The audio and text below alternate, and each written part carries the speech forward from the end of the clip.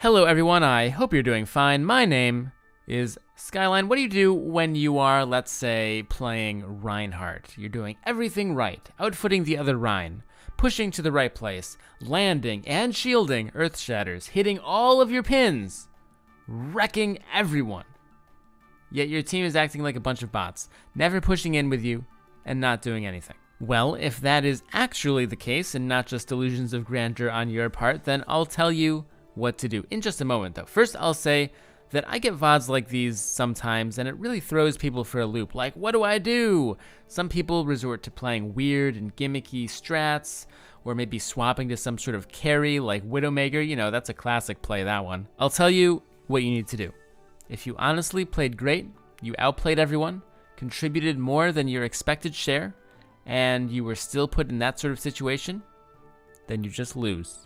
It's okay, don't throw, no, but don't try to force out a win or change when you know you're doing everything right. This hurts a lot of players pretty severely, actually. I've seen people who are good players and deserve to climb get into these minor unlucky ruts, you know, maybe 5 in a row or so they lose, and they just lose it all, and they develop really bad habits because they're like, oh, what do I do? They keep trying these different things, and it really locks them where they are. They actually can't climb, even though they should have climbed to begin with. Remember, and I guess this has gotten to be a popular idea now, but it's been around for a long time, the idea of 33-33-33. The idea is that in team-based matchmaking, for a player trying to climb to his next real rank, approximately 33% of your games will be expected losses.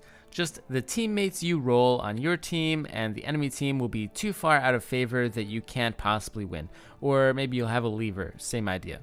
Now, some people call this the 40-40-20 or even the 45-45-10, but I think that those are a little bit overly pessimistic. In my experience, at least, I tend to see more of a 33% statistic, even in Overwatch. Although in lower ranks with more levers and stuff, it's probably more like 40-40-20. But anyway, on the opposite side of the coin, I'm going to say 33% of your games will be expected wins. As long as you play within the realm of reason for a player at your level, you don't need to do anything exceptional to win the game. Your team will mostly do the work for you, and once again, it's just based on how the team's rolled. That's it.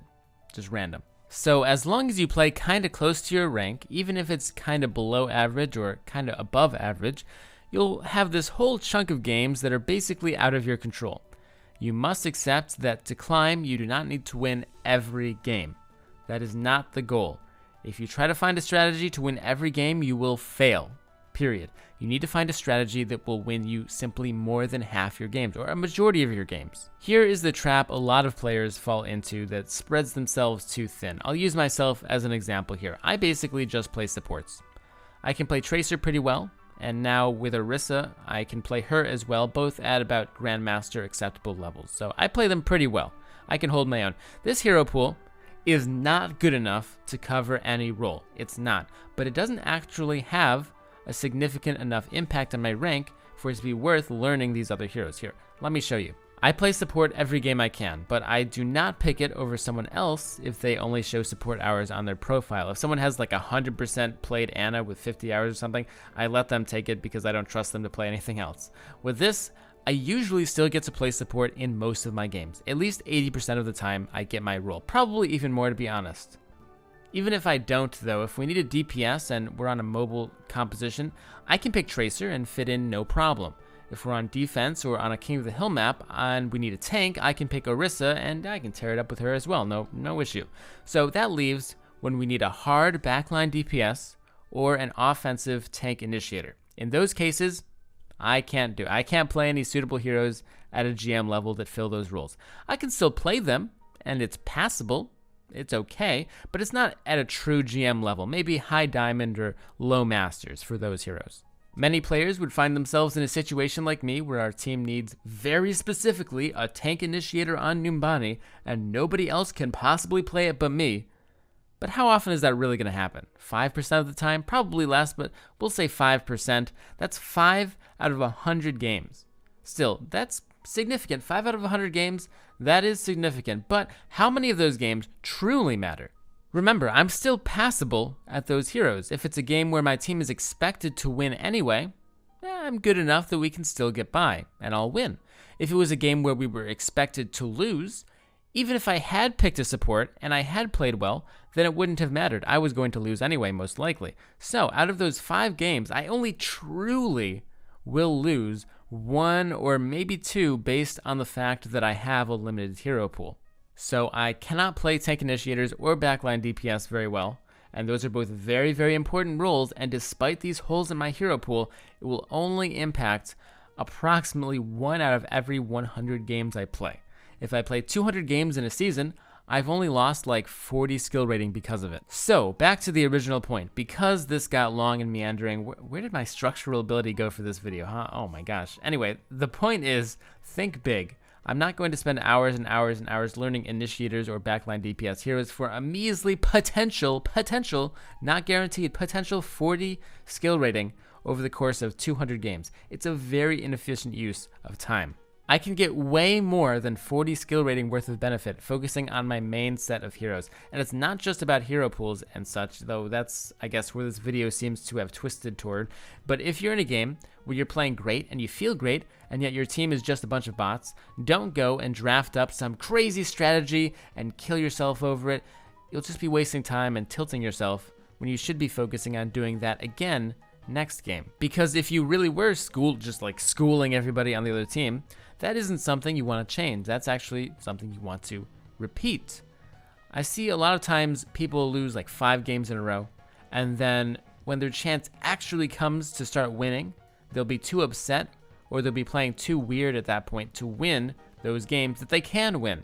And that is where the big losses start to happen. So instead of worrying about all these contingencies and these crazy, ridiculous strats that are not actually viable strats, but they might help you win a small percentage of those games that are weird and your team isn't doing poorly, that's not worth it. It's not worth it. It's just gonna hurt you. It's a bad use of time. It's gonna get you bad habits. And by the way, a 5-loss streak, that's not uncommon at all.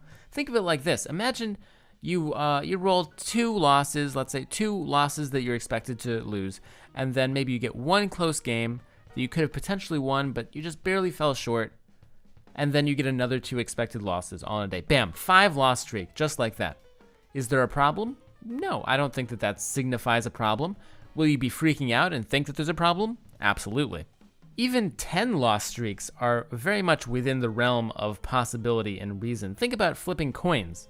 You can often get many repeats of a side in a row. In fact, it's kind of weird to go like heads, tails, right? Usually you get 3 in a row, 4 in a row. That's just how chance works. So don't let chance get you down. Work to win the winnable games, and don't worry so much about the games where you had 3 levers and 5 widow mains. I know that levers and such are more common at lower ranks, but remember, it happens more to the enemy team than it does to yours, statistically. So you just kind of have to ride out those bad waves, and you'll be fine. So I'm switching to daily streams now. I'm going to stream every day. I have it all set, locked in my schedule. I'm going to try out 4 p.m. Eastern time on Twitch. That first part, the first hour of my stream every day, is going to be an Overwatch daily. It's going to be an analysis of a pro match, or maybe not always a pro match, but usually a pro match where I discuss Overwatch, and I'll take questions, and we'll talk about the best way to play the game and all that stuff. And after that, I'll play games, I'll cast viewer matches, just normal fun streamer stuff. So I hope to see you there, particularly for that first part, for the daily, where I do analysis and stuff like that, because I don't think that that's happening in Overwatch. I don't think anyone's doing that right now. I think that that's something that I can really bring, and hopefully people will be interested. So I hope to see you there. Like I said, I'm pretty excited for it. I hope you are. Never forget to stay positive. My Twitch is in the description, by the way, and have a great day. See you soon.